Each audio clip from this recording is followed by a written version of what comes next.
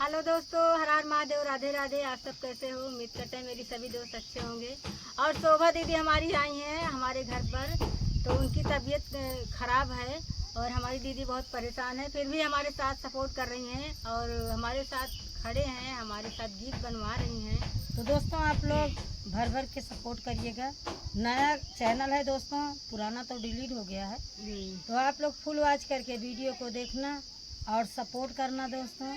बस आप सबसे यही उम्मीद लगाए रहती हूँ कि हमारे जितने पुराने फ्रेंड हैं, जितने हमारे पुराने दोस्त हैं, ये लोग हमारा फुल सपोर्ट करेंगे।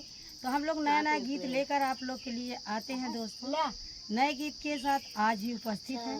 अपना प्यारा सा तो चलती हूँ कजरी गीत पे। पड़ेगा सावन में हो झूलनवा, बोला घर कहिया उगाना। पड़ेगा सावन में हो झूलनवा, बोला घर कहिया उगाना। पड़ेगा सावन में हो झूलनवा, बोला घर कहिया उगाना।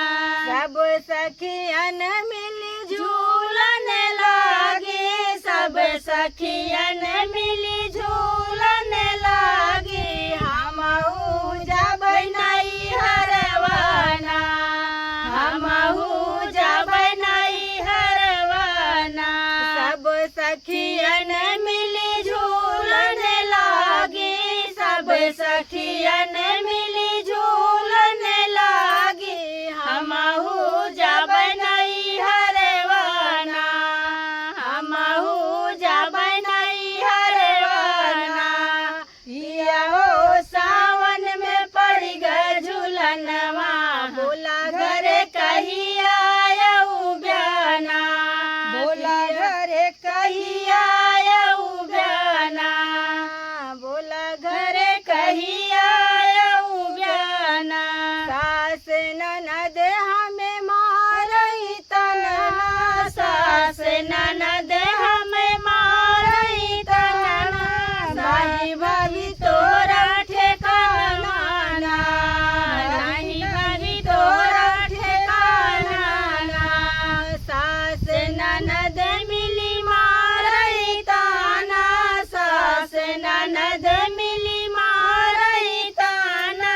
नहीं भाभी तोरा ठेकाना ना, नहीं भाभी तोरा ठेकाना ना।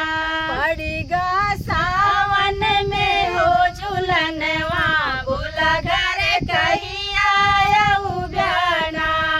पड़ेगा सावन में हो झूलनवा, बोला घर कहिया उगाना। मायक बतिया न दिल से लगायो, मायक बतिया न दिल से न लगायो। मायक बतिया न दिल से न लगायो। बहनी चली जाई है ससुरवाना, बहनी चली जाई है ससुरवाना। मायक बतिया धन दिल से न लगायो, मायक बतिया धन दिल से न लगायो। बहनी चली जाई है ससुरवाना, बहनी चली जाई है ससुरवाना। पिया हो सावन में पड़ी गए झूलनवा, बोला घर कहिया उगाना। बोला घर कहिया उगाना।